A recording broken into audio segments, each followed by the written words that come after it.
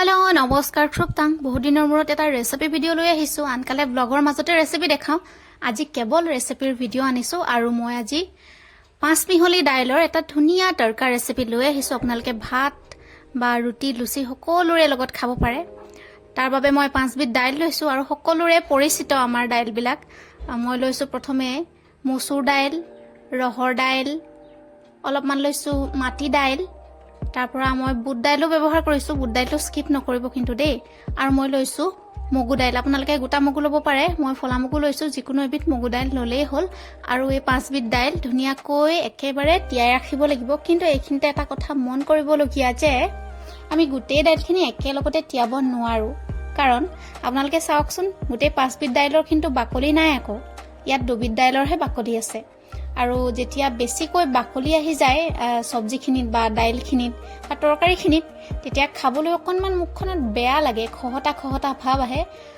কিন্তু একেবাৰে বাকলি গুছাই দিলেও ভাল নালাগে অকনমান বাকলি থাকিব লাগে সেই কাৰণে মই এই মগু ডাইলখিনি আৰু মাটি ডাইলখিনি একেলগতে তিয়াই ৰাখিছো আৰু আমি প্ৰায় 1.5 ঘণ্টাৰ মানে সময়ত তিয়ালেই হ'ব তাতকৈ বেছি সময়ৰ কাৰণে তিয়াব নালাগে মসুৰ ৰহৰ আৰু বুট ডাইলখিনি ধুনিয়াকৈ তিয়াই ৰাখিছো হেখিনিও একে সময়ৰ কাৰণে তিয়াই ৰাখিম আৰু আজি আপোনালোকক মই টেকনিক এটা শিকাম হয়তো বহুতে ব্যৱহাৰ কৰে মই কেনেকৈ কৰো আজি আপোনালোকক দেখাও হকচোন টেকনিকটো এনেকুৱা ধৰণৰ ডাইলৰ যেতিয়া আমি বাকলি গুছাও তেতিয়া ডাইলও বহুত নষ্ট হৈ যায় পৰি যায় আৰু ডাইল নষ্ট নহবলৈ মই এনেকৈ ডাইলখিনি চাকু আপোনালোকে চাওকচোন তেতিয়া অকল বাকলিখিনি তলত যায় ডাইলখিনি ধুনিয়াকৈ ঘুহি লওঁ একেবাৰে তাতে হৰকৈ পানী দি দিওঁ আৰু এখন সেকনি লৈ লওঁ সেকনিখনত ধুনিয়াকৈ ডাইলখিনি ঢালি দিওঁ মানে পানীখিনি আৰু ডাইলখিনি অকনমান বেকা কৰি পেলাই ঢালি দিওঁ তেতিয়া ইয়াত কেৱল বাকলিখিনি হৰি পৰে কিন্তু ডাইল বেছিকৈ নপৰে দুই এটা পৰিবই আৰু কিন্তু বেছিকৈ নপৰে এনেকৈ আপোনালোকে কৰি চাবচোন পানী দি এনেকৈ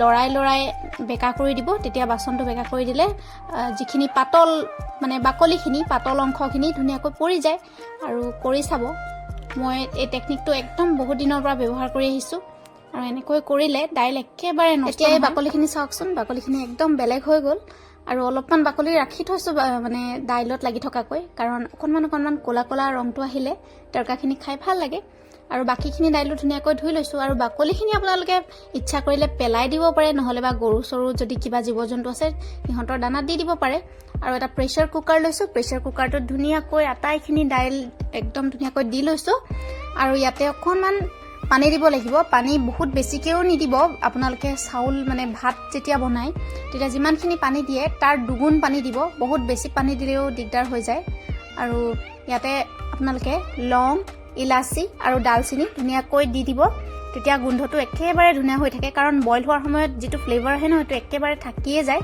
অকনমান হালধি দি দিছো আৰু নিমখ অকনমান দিছো কাৰণ যেতিয়া তেল মাৰিম তেতিয়াও নিমখ দিম আৰু এটো আমি 5টা মান সিটি মৰাব লাগিব 4 পৰা 5টা সিটি মৰালে হৈ যাব তাতকৈ বেছি সিটি নমৰাব আৰু ইয়াতে আলু চালু একো ব্যৱহাৰ কৰা নাই আপোনালোকে ব্যৱহাৰ কৰিব পাৰে ইচ্ছা কৰিলে হিফালে ডাইলখিনি হৈ আছে আৰু আমি এইফালে চাই লওঁ হকচোন তেল মাৰিবৰ বাবে আমি কি সামগ্ৰী ব্যৱহাৰ কৰো মই ইয়াতে এটা মিডিয়াম সাইজৰ পিয়াজ লৈছো ধুনিয়াকৈ কাটি লৈছো এটা ডাঙৰ সাইজৰ বিলাহী লৈছো কিন্তু এটা কথা মনত ৰাখিব বিলাহীৰ গুটিবিলাক নিদিব দেই আপোনালোকে সদায় বিলাহীৰ গুটি ইগনোৰ কৰিয়ে চলকচোন তেতিয়া চাব যে নিজৰ গেছৰ সমস্যাবোৰ নাইকিয়া হৈছে আৰু মই একেবাৰে বিলাহী গুটি দিয়া নাই আৰু ইয়াতে আদা অকনমান খুন্দি লৈছো আৰু দীঘলকৈ আদা কুটি লৈছো আৰু দীঘলকৈ কুটাখিনি মই পিছত হেখত সজাবলৈ ব্যৱহাৰ কৰিম আৰু অকনমান লৈছো চেনি এটো একেবাৰে সোৱাদৰ বাবে নহয় এটো মানে ৰঙৰ বাবে আৰু ধুনিয়া ফ্লেভাৰ এটা আহে আৰু সোৱাদটো বৰ মিঠা সোৱাদ নাহে কিন্তু দেই আৰু সোৱাদ মিঠা বিচাৰিলে হৰকৈ চেনি দিব লাগিব আৰু মছলা আমি কি ব্যৱহাৰ কৰিছো চাও হকচোন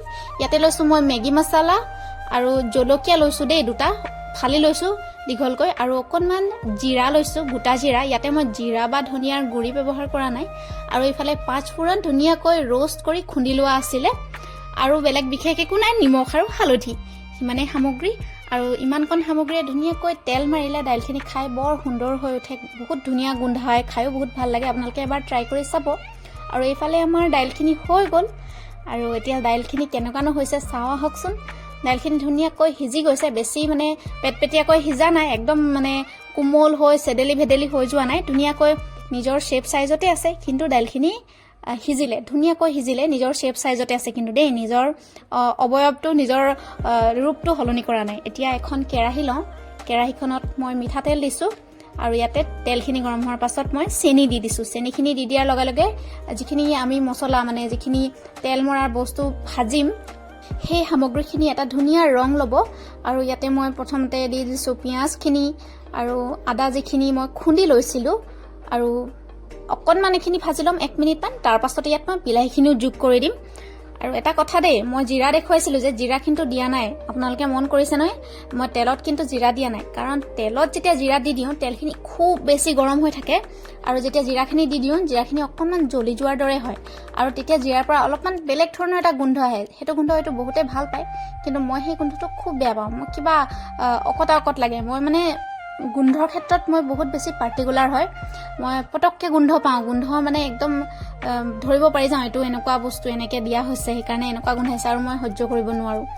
মই সেইকাৰণে এনেকৈ দিওঁ। চাওক, এইখিনি অকণমান ভাজি ল'লোঁ 2 মিনিটমান। তাৰ পৰা মই বস্তুখিনি আঁতৰাই লৈছোঁ। তেলখিনি যিহেতু গৰম হৈয়ে আছে আৰু তেলখিনিৰ মাজত অকণমান জেগা উলিয়াই লৈছোঁ। ইয়াতে মই দি দিম আমাৰ জিৰাখিনি। এনেকৈ জিৰাখিনি ফুটালে জিৰাখিনি একদম জোখত ফুটি উঠে। বেছিকৈ কিন্তু জিৰাখিনি একেবাৰে জ্বলি নাযায়, বেয়া স্মেলো নাহে। আৰু বহুত বেছিকৈ জিৰা মই ব্যৱহাৰ কৰা নাই। মই ইয়াতে ৰঙা জলকীয়া গুড়ি ব্যৱহাৰ কৰা নাই একেবাৰে, আৰু জালুকো ব্যৱহাৰ কৰা নাই। আপোনালোকে ব্যৱহাৰ কৰিব পাৰিব ইচ্ছা কৰিলে। ৰঙা জলকীয়া গুড়িটো অকণমান সমস্যাৰ সৃষ্টি কৰে, সেইকাৰণে মই ব্যৱহাৰ কৰা নাই। আৰু মই শুকান জলকীয়াও দিয়া নাই, সেইটো অকণমান গেছ কৰে। এই দাইলকণ খালে কেতিয়াও আপোনালোকৰ গেছ নহয়, একো সমস্যা নহয়। মই তেনেকুৱা ধৰণৰ বস্তুৱেই ইয়াত ব্যৱহাৰ কৰিছোঁ। আৰু আদা নহৰু দুইটা একেলগতে ব্যৱহাৰ কৰিলে মছলাৰ কাম কৰে, কিন্তু যেতিয়া দুইটা নহয় যিকোনো এটা ব্যৱহাৰ কৰোঁ তেতিয়া সেইটো এটা ঔষধিৰ কাম কৰে। সেইকাৰণে যিকোনো এটা ব্যৱহাৰ কৰিছোঁ মই। আৰু ইয়াতে নহৰু দিলে যিটো গোন্ধ আহে আদা দিলে তাতকৈ বেছি ভাল গোন্ধ আহে। আৰু মছলাখিনি আটাইখিনি যোগ কৰি দি ধুনীয়াকৈ ভাজি ল'ম।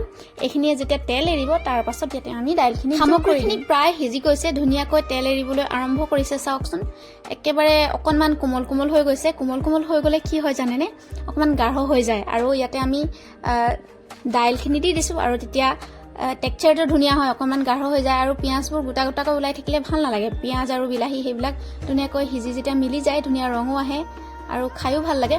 ৰংটো অকণমান বেলেগ আহিছে কেমেৰাত, কিন্তু আপোনালোকে যেতিয়া ৰিয়েলত দেখিলেহেঁতেন তেতিয়া গম পালেহেঁতেন এনেকুৱা ৰং অহা নাছিলে। ৰংটো অকণমান ধুনীয়া আহিছিলে। ইয়াত অকণমান মানে মদৰুৱা টাইপৰ মৰা মৰা নিচিনা ৰং আহিছে, কিন্তু উজ্জ্বল আছিলে কালাৰটো।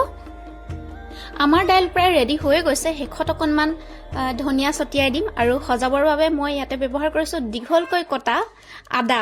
আপোনালোকে বেলেগ কিবা কিবি ব্যৱহাৰ কৰিব পাৰে, মই বৰ বেছি একো ব্যৱহাৰ কৰি থকা নাই। এনেকৈ সজাই লৈছোঁ। আৰু মই কিহৰ লগত খাম জানেনে, মই খাম পুৰিৰ লগত। পুৰি খাই যে খুব বেছি ভাল পাওঁ, আপোনালোকক বুজাব নোৱাৰোঁ। মানে যেতিয়াই দিয়ে তেতিয়াই খাব পাৰোঁ। শুকান ৰুটিৰ লগত খাব পাৰে, তেতিয়াও ভাল লাগে। পৰঠাৰ লগত খাব পাৰে, বা পোলাও বা যিকোনো ধৰণৰ চাউলৰ ভাত তেনেকুৱা ধৰণৰ লগত খাব পাৰে। মই দাইলখিনি যিহেতু বাচি থাকি যাব, কালিলৈও খাম। কালিলৈ মই অকণমান পোলাও ধৰণৰ কিবা এটা বনাই ল'ম।